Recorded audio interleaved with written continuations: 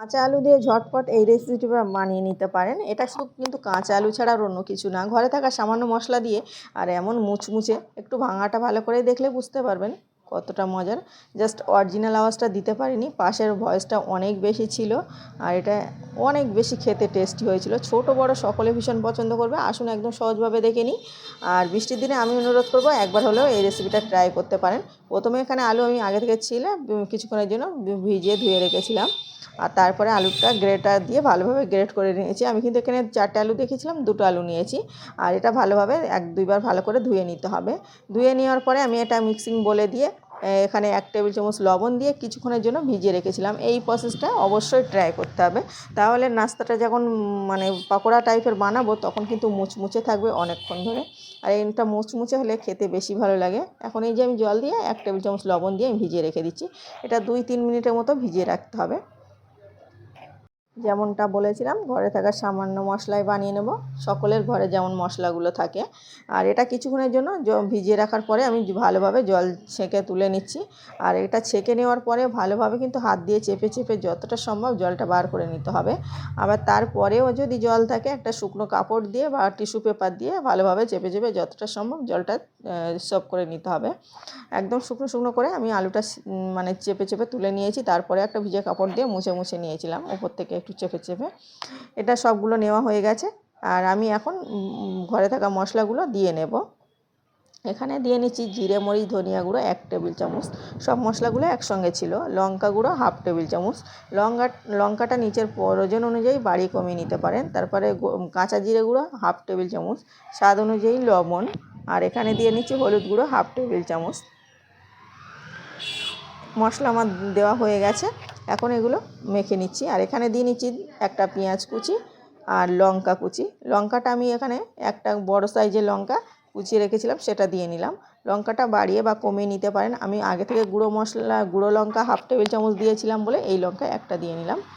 আর একটু এভাবে ভালোভাবে মেখে নিচ্ছি, হালকা হাতে মেখে নিতে হবে, না হলে কিন্তু অনেক বেশি ভেঙে যাবে।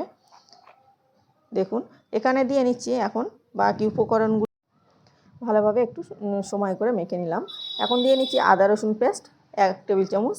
আর এখানে দিয়ে নিচ্ছি আটা বা ময়দা বা চালের গুঁড়ো দিলে ভালো হয় সবথেকে, এখানে 4 টেবিল চামচের মতো। আর কর্নফ্লাওয়ার দিয়ে নিলাম 2 টেবিল চামচ, দিয়ে ভালোভাবে মেখে নিচ্ছি। এখানে কিন্তু আমি একটু বেসন আর ময়দা মিশিয়ে দিয়েছিলাম। বেসন ময়দাটা মিশিয়ে মানে একটা ছোট্ট বাটির 1 বাটি দেখেই বুঝতে পারছেন, তার মানে আমার 2 টেবিল চামচের মতো বেসন ছিল, 2 টেবিল চামচের মতো ময়দা ছিল। আর এটা চালের গুঁড়ো দিলে আর অন্য কিছু দিতে লাগবে না। আর কর্নফ্লাওয়ার দিয়েছি। তারপর একটু ভালোভাবে মেখে নিয়ে হাত দিয়ে এভাবে শেপ দিয়ে গরম তেলে দিয়ে নিচ্ছি।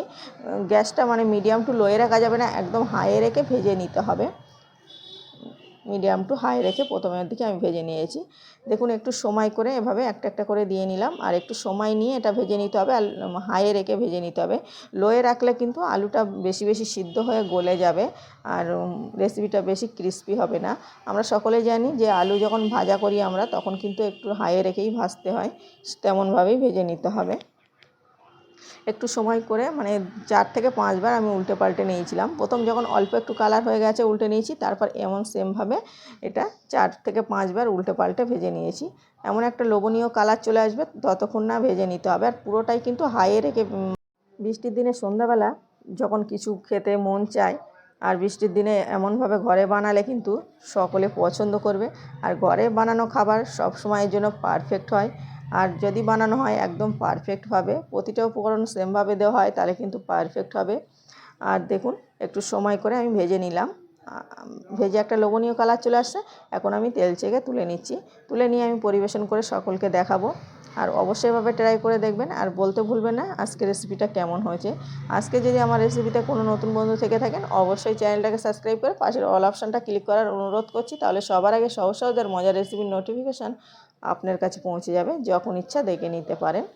এটা আওয়াজটা অরিজিনাল আওয়াজটা আমি কিন্তু দিতে পারিনি, অসম্ভব মজার হয়েছে। একটু ভাঙাটা ভালোভাবে দেখলেই বুঝতে পারবেন যে কতটা মুচমুচে হয়েছে।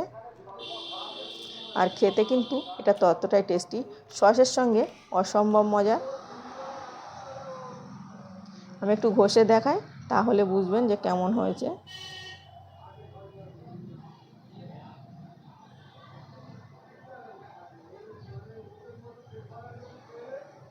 অসাধারণ। আবারও দেখা হচ্ছে অন্য কোনো ভিডিওয়। ততক্ষণে সকলে ভালো থাকবেন, সুস্থ থাকবেন। আর এতক্ষণ ভিডিওটা দেখার জন্য সকলকে ধন্যবাদ।